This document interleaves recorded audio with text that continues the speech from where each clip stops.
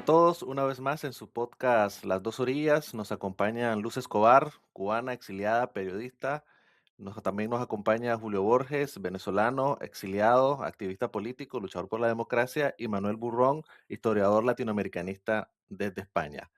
Y yo, Douglas Castro, también en el exilio nicaragüense. Hoy vamos a tocar uno de los temas, bueno, que se habla mucho en los pasillos políticos y las personas que están muy metidas en políticas, pero que el gran público desconoce y hasta surgen como mitos. Es decir, mucha gente habla del Foro de Sao Paulo, al que le vamos a dedicar un programa, porque es decir, es uno de los principales actores de la historia política latinoamericana en las últimas décadas, pero pocas personas hablan del Grupo de Puebla, que es prácticamente su evolución, su rebranding, que eso es lo que vamos a discutir y que ha tenido mucha incidencia en los últimos años, en las últimas décadas en América Latina. Pero primero queremos explicarle al público, para los que no saben, qué es el Grupo de Puebla, pero para eso necesitamos un poco de historia. ¿Nos podrías ayudar un poco para explicarle de forma sencilla a la gente qué es el Grupo de Puebla, Manuel?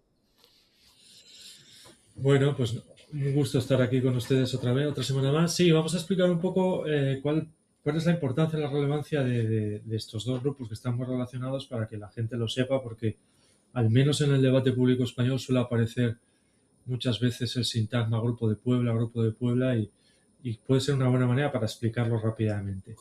Bueno, remontémonos al año 1989, o sea, que es un año importante porque es la caída del muro, todo el referente de la izquierda, ¿verdad? El norte magnético de toda la izquierda durante medio siglo XX había sido, por supuesto, la Unión Soviética y necesitaban una nueva orientación tras la caída del muro, ¿no? En el año 89 está un joven, o bueno, sí, un joven Lula da Silva, eh, un líder sindical importante brasileño en La Habana con Fidel Castro, y allí llegan a un acuerdo, parece ser, en la necesidad de celebrar una reunión de partidos y movimientos de izquierda para tomar un nuevo rumbo ante el fin del comunismo y la caída de la Unión Soviética. Ahí se concretaba lo que un año después sería el primer foro social de Sao Paulo, eh, que sería muy importante. Muchos de los que nos escuchan recordarán los famosos movimientos antiglobalización, porque en el foro de Sao Paulo no solo se coordinan los partidos de izquierda, sino se busca un nuevo enemigo. Ya no puede ser el capitalismo, porque ya no existe su contraparte, que es el comunismo. Se señala un nuevo comunismo que es el neoliberalismo o la globalización. Y ahí seguimos un poco. ¿eh? El neoliberalismo sigue siendo un poco el demonio, ¿no?, de la mayor parte de las izquierdas. Ese foro de Sao Paulo, que en fin, hay que acudieron, en fin, Evo Morales, Hugo Chávez, tuvieron mucha importancia, derivaría en otro grupo, que es el Grupo de Puebla, creado mucho tiempo después, que agrupa líderes más sueltos y que ha conseguido grandes cosas. Bueno, ha conseguido algunas cosas, entre otras cosas, por ejemplo, que la Organización de Estados Americanos no revisara el resultado fraudulento de las elecciones de Venezuela, ¿no? En ese grupo tiene una posición importante un conocido de la política española que es Zapatero, que fue en su inauguración adjetivado como la superestrella del Grupo de Puebla, ¿no? No sé si quieren completar Claro, hay un este punto a mí primer que repaso. siempre me llamó, cuando yo siempre escucho el Grupo de Puebla, creo que ellos pusieron de moda la palabra lawfare en América Latina, como para defender, entre comillas, los derechos políticos de políticos corruptos que han sido perseguidos, porque se les ha demostrado, pues, a grandes actos de corrupción como Jorge Glass y otros sinnúmero de políticos. Pero otro punto que también a mí siempre me llamó la atención es que están personalidades, entre comillas, y muchas personas de que han hecho vida partidaria, vida política, pero que en sus países realmente o están de acuerdo con regímenes que no promueven la democracia. Y siempre me llama la atención el caso de los cubanos, es decir, cómo el Partido Comunista participa en espacios plurales en América Latina cuando niega ese pluralismo en Cuba. Y eso me recuerda de que el Grupo de Puebla, que se decía ser diferente al, al Foro de Sao Paulo, como marcar una distancia en el sentido de que ellos sí defendían derechos humanos, que ellos sí tenían una posición prodemocrática, pero terminaron prácticamente siendo lo mismo. ¿Cuál es tu opinión, Luz? Porque recuerdo que hubieron muchas tensiones internas en el grupo en el grupo de Puebla, perdón, yo siempre los confundo, creo que es la mayoría de la gente, eh, para las protestas del 2021. Es decir, porque el grupo de Puebla prácticamente no se pronunció, a pesar de que sí generaron un debate, sobre todo en esos sectores de izquierda democrático que los hay en América Latina. Claro, por supuesto que no. El asunto es que siempre han visto a Cuba como un caso excepcional, lo han visto con el prisma que dejó Fidel Castro, porque Fidel Castro, aunque murió en 2016, tiene una fuerte influencia en este tipo de espacios, sobre todo por lo que tiene que ver con ese liderazgo político que han imitado muchos de los que hoy están en esos entornos, ¿no? Cuba fue durante décadas el eje articulador del pensamiento político de buena parte de la izquierda latinoamericana, especialmente a través del Foro de Sao Paulo, el antiimperialismo como la columna vertebral, ¿no? De todo esto que estimula a estas personas que tienen un discurso totalmente contrario a Estados Unidos y que buscan siempre cómo enfocar ese discurso. Y Cuba ha sido el punto pues, donde han encontrado el lugar donde, desde donde dirigir eso, ¿no? El Grupo de Puebla nace con una narrativa más moderna, más académica, yo creo que incluso prometiendo distancias de las dictaduras, pero cuando en sus declaraciones condena sanciones, guarda mucho silencio de lo que tiene que ver con Cuba, ¿no? Porque yo creo que hay como un pacto ahí de países aliados, yo no sé, es un patrón. Yo identifico ahí un patrón que tiene raíces en esa tradición política que dejó Fidel Castro, ¿no? No se puede hablar de que Cuba dirige el Grupo de Puebla, pero su diplomacia, su relato histórico, yo creo que siguen teniendo un peso simbólico y político, ¿no? Y desde esa realidad, yo creo que podemos preguntarnos si puede hablarse de defensa democrática, si no se exige el mismo estándar de libertades para todos, ¿no? Estamos hablando de países que gozan de una democracia y el caso de Cuba, ¿viste? Todavía tenemos partido único, represión, no hay libertad de expresión ni de prensa ni de asociación, es un contexto bastante hostil y yo creo que no se está evaluando eh, con la misma vara, ¿no? En el caso de Cuba.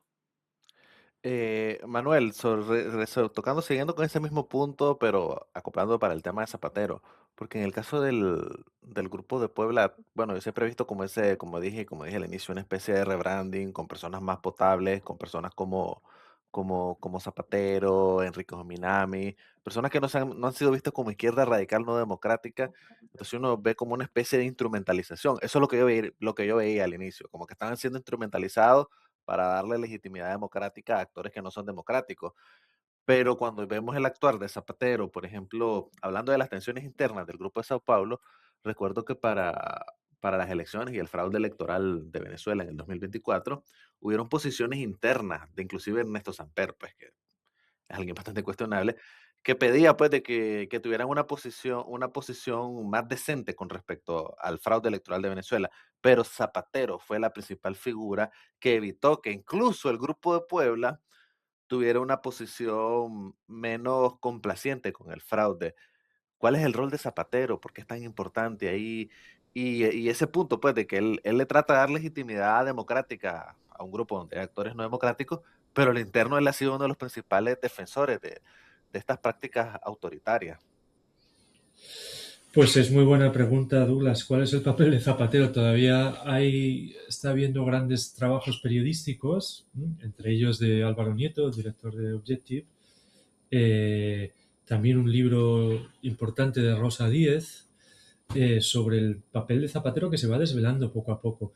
Claro, yo no creo que Zapatero esté siendo instrumentalizado por el Grupo de Puebla, es que creo que es todavía más importante su papel. ¿eh? Voy a dar algunos datos para que los que nos escuchen, datos objetivos, aquí no, aquí no hacemos campaña por nada. Por ejemplo, un informe de la UCO que publicó también The Objective y otros periódicos, demostraba que Zapatero en los últimos años había viajado más de 40 veces a Venezuela.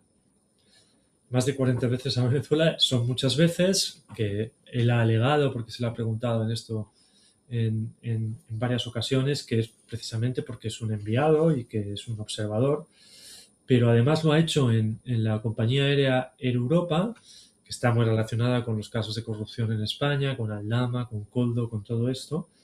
Pero hay más conexiones. Por ejemplo, sus hijas, las hijas de Zapatero, la empresa de las hijas ha sido contratada también por una empresa venezolana. Al mismo tiempo, su relación con China se está empezando a investigar.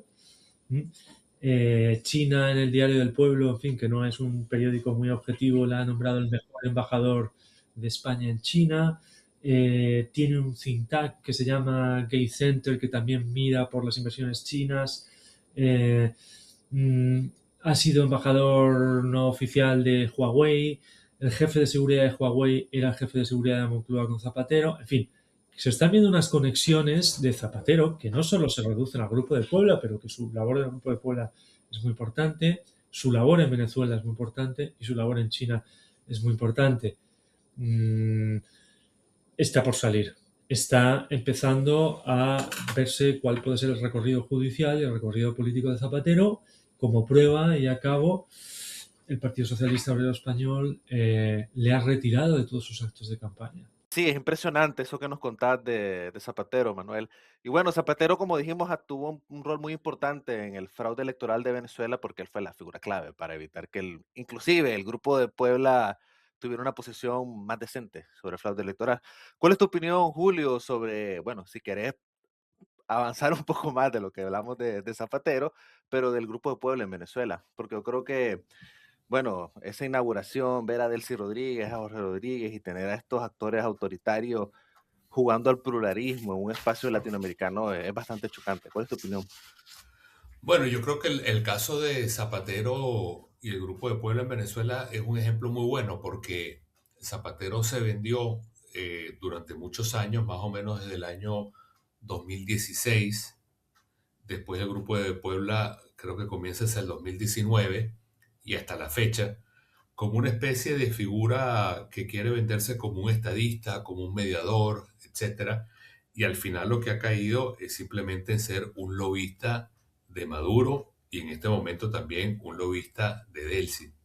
Y todo esto se hace dentro de un juego más grande que es articular a esos líderes progresistas, entre comillas, y en el caso de Venezuela ha sido muy claro que la agenda es fundamentalmente económica, en el sentido que lo que hay es un gran lobby de intereses de negocios.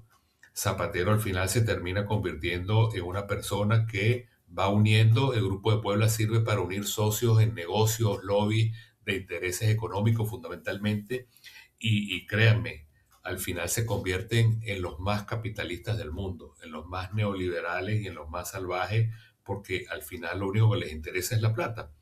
Y luego, la parte cruel que me parece a mí es que todo esto se disfraza muchas veces de lucha por los derechos humanos.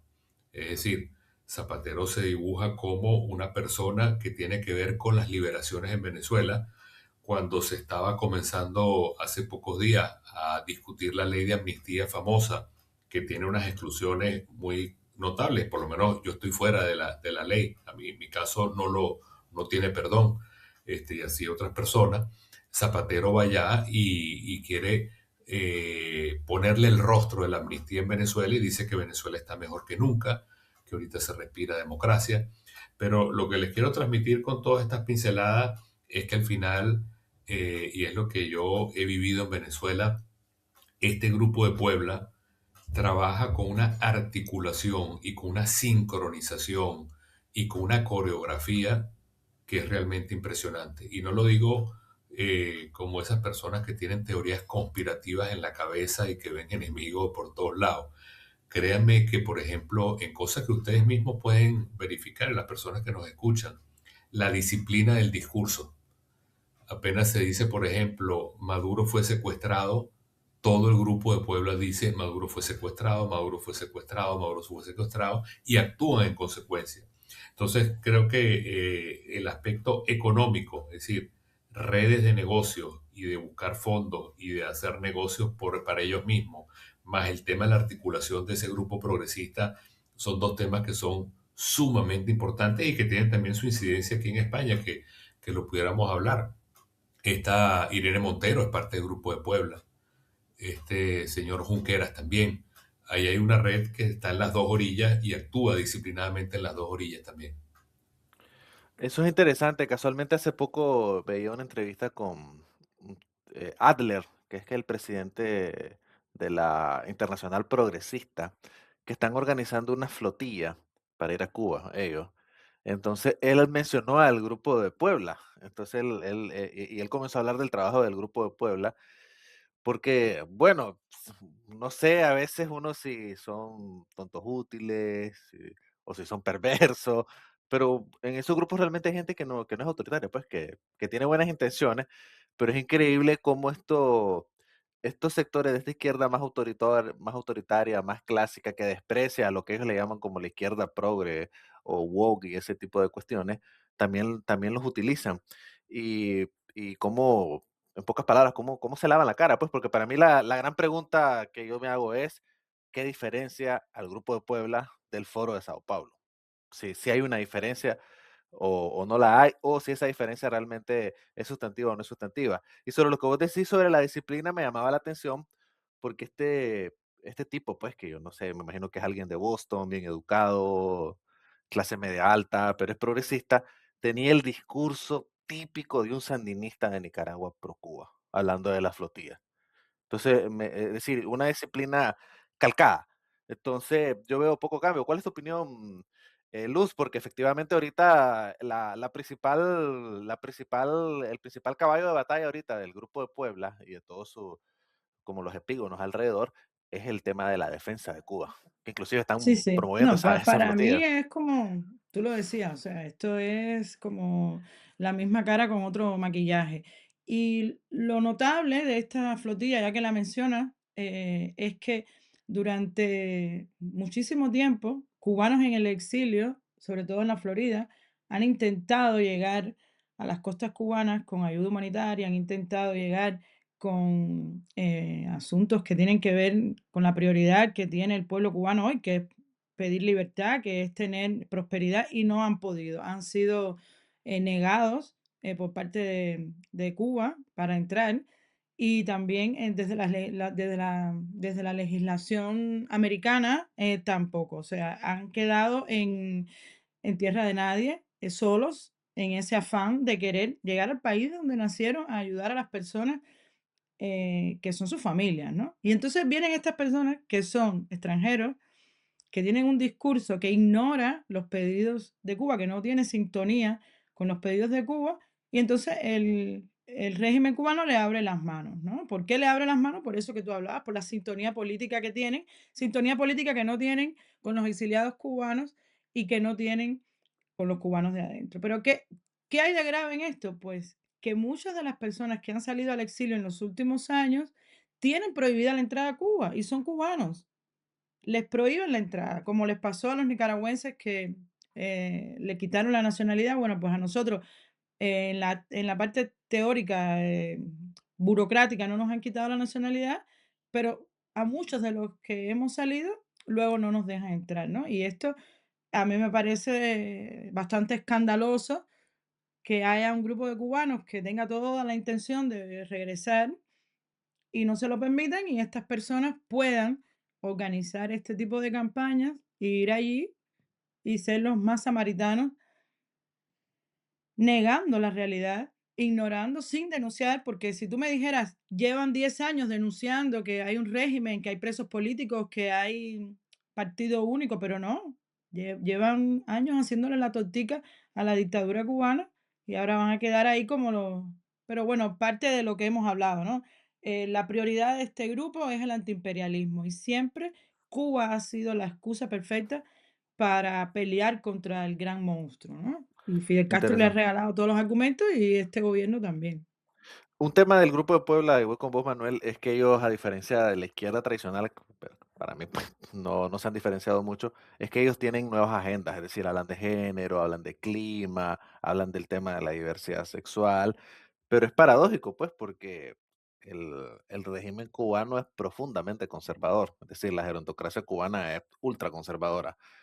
Igual el régimen chavista, pues es decir, no son lugares donde una persona progre, utilizando ese término, sería el lugar más amigable para vivir. Entonces pienso en personas como Irene Montero, la misma gente de Vox, que promueven este tipo de causas que son súper, muy liberales, pero al mismo tiempo defienden regímenes que son extremadamente conservadores y de esta izquierda más clásica de que solo que la, no sé, por ejemplo, ahorita miraba el caso de México, pues Max Arriaga, no sé si vieron ese escándalo, un tipo de que habla contra los derechos de las mujeres, pero ese es un marxista clásico, que cree que todas las demás luchas están en contra de la verdadera lucha, que es la lucha contra el capitalismo.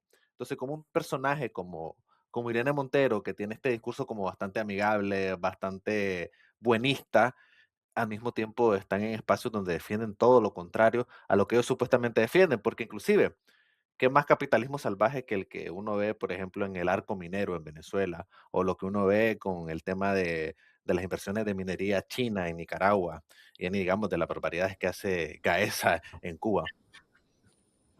Eso, bueno, has tocado ahí varias cuestiones que yo creo que son clave. Una es porque, claro, solo con lo que sería la izquierda marxista, luego el Foro de Sao Paulo y luego el Grupo de Puebla, tendríamos una tesis doctoral muy bonita del desarrollo de la izquierda en el cambio de siglo, ¿no?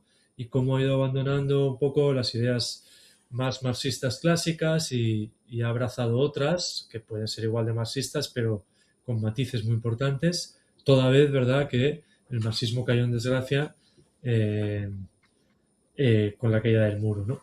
Y si se fijan, la declaración del Grupo de Puebla es muy gramsciana, hablan de hegemonía, de que el foro tiene que encontrar una nueva hegemonía cultural, se centra mucho en, se centra mucho en ley, tiene muchos abogados, luego quizás Julio nos pueda hablar un poco de la relación con el lawfare y la importante labor del lawfare. Entonces, vemos un poco cómo la izquierda se ha ido adornando tras la caída en desgracia del concepto de igualdad clásico y el marxismo fuerte y más coherente del siglo XX a una idea más difusa en lo que se busca es una hegemonía más cultural, ¿no? Y ahí cabe muy bien Zapatero, ¿no? Cabe muy bien Zapatero porque, como bien has dicho, Douglas, la diferencia entre lenguaje y acción aquí es apabullante, ¿no? Que es un poco, pasa en toda la política, pasa en toda la política actual, pero con Zapatero y con muchos otros políticos, pero Zapatero especialmente, es muy chocante, ¿no? Zapatero habla siempre con una voz muy dulce, dice cosas, palabras muy bonitas, siempre, en fin, acuérdense de la Alianza de las Civilizaciones, acuérdense de ese libro que escribió recientemente, La Solución Pacífica, ¿no? Entonces, uno escucha a Zapatero y parece que está ante una persona que dice palabras muy bonitas y que no es nada dañina, ¿no? Y luego uno atiende a sus amigos o a sus acciones, no al discurso, sino a la acción, y se encuentra, pues eso, una alianza con China, con dictaduras y con una labor bastante nefasta, ¿no?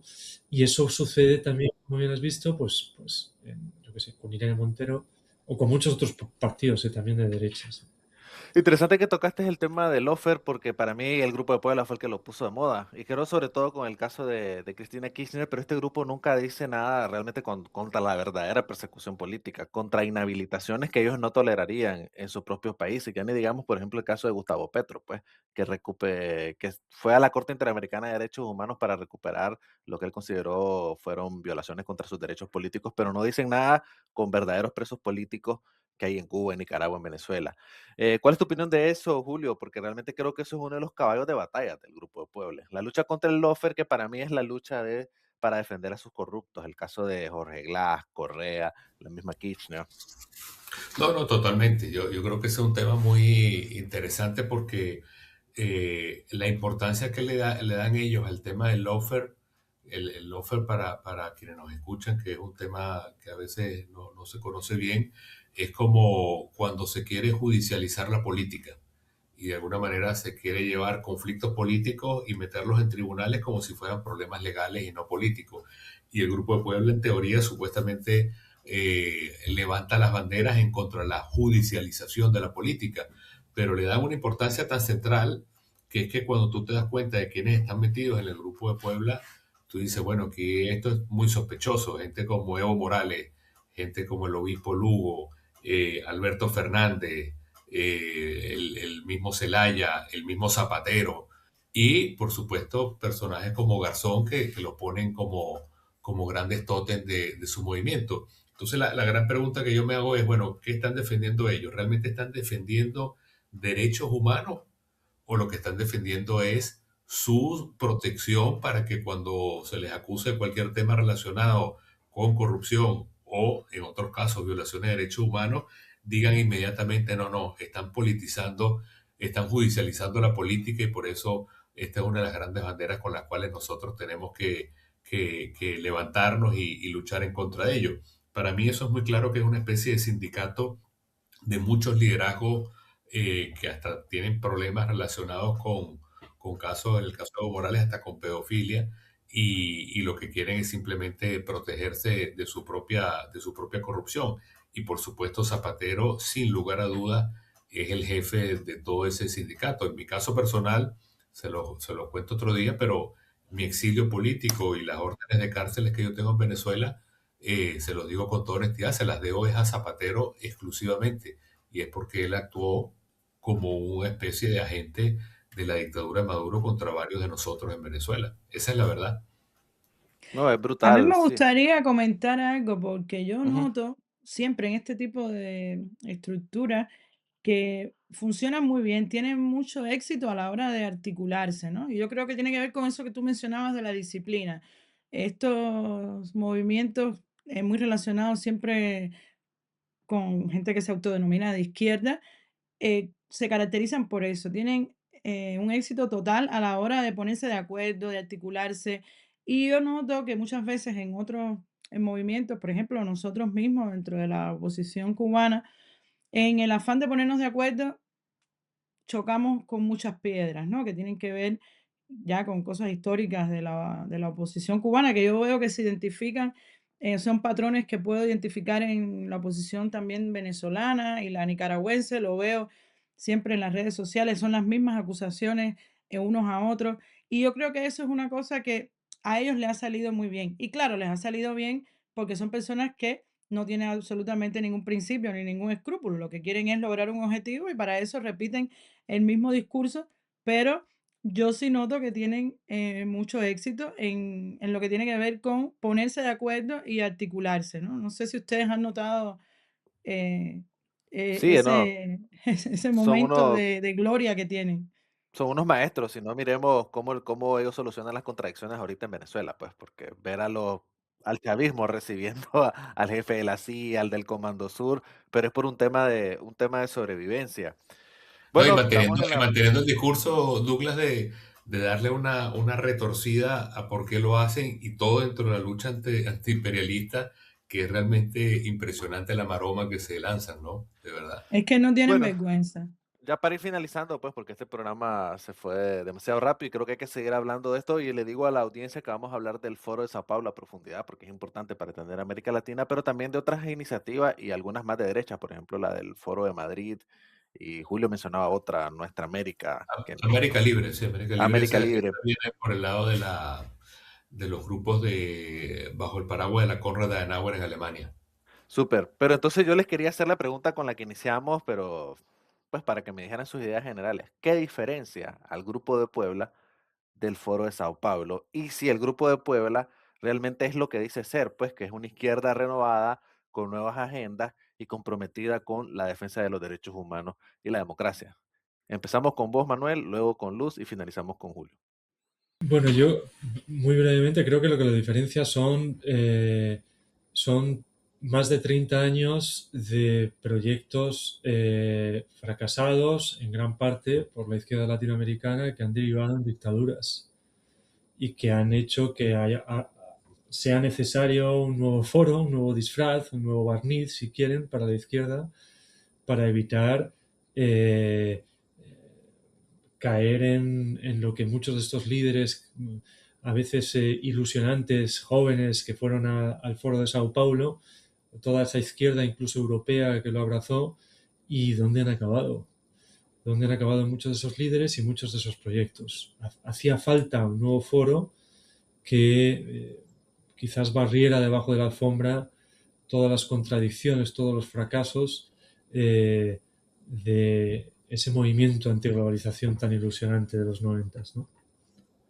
Sí, justamente yo creo que lo diferencia es el contexto, ¿no? O sea, estamos viviendo ahora mismo una realidad totalmente diferente, pero donde todavía ellos arrastran la situación que vive Venezuela, que vive Cuba, que vive Nicaragua, y que no han sabido, eso sí, reeducar, reformar, reenfocar, reencauzar un discurso que sintonice realmente con esos pueblos. Siguen manteniendo, yo creo que entonces la unidad, o sea, de uno con otro, es que siguen manteniendo ese hilo antiimperialista que es lo que yo creo que los define y gracias a eso han podido mantener una coherencia, ¿no? Y por eso yo digo que es como un maquillaje, ¿no? Porque lo que se han dado.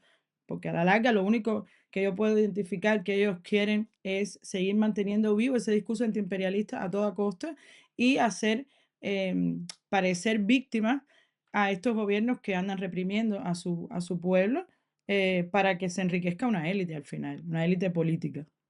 Gracias, Douglas. Bueno, yo diría lo siguiente. El Foro de Sao Paulo, como dijo Manuel, nace como reacción a la caída del muro de Berlín, que venía ahorita para la izquierda.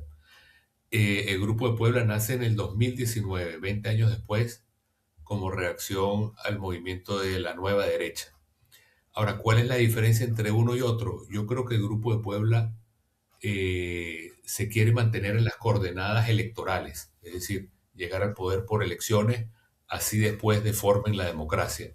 En cambio, el Foro de Sao Paulo sí se planteó abiertamente, y lo podemos ver cuando lo tratemos en su programa, y va a ser muy interesante, llegar al poder por cualquier vía, democrática, por la fuerza, por las armas, y eso le pone un elemento muy interesante a la diferencia de los dos grupos. Interesante. Bueno, no toqué el tema, pero no puedo dejar de mencionarlo que una de las paradojas del Grupo de Puebla es que con el gobierno con el que realmente ha sido bastante crítico con Nicaragua, en el 2023 ellos sacaron una declaración donde condenaban y abiertamente decían pues de que Nicaragua era un régimen autoritario, aunque con el entrecomillado de que decían de que Nicaragua parecía una dictadura de derecha de los años 70. Sí, siempre asociando como de que Sí, como sí, que no sí. hay autoritarismo en la izquierda. Pero bueno, Si no la pierden, la empatan, como dicen. espero que tengamos la discusión sobre el foro de Sao Paulo, sobre el foro de Madrid y a toda la audiencia pues que nos ha reportado muchos buenos comentarios que nos esperen en las próximas emisiones y siempre un gusto platicar con ustedes sobre lo que pasa a las dos orillas. Hasta luego.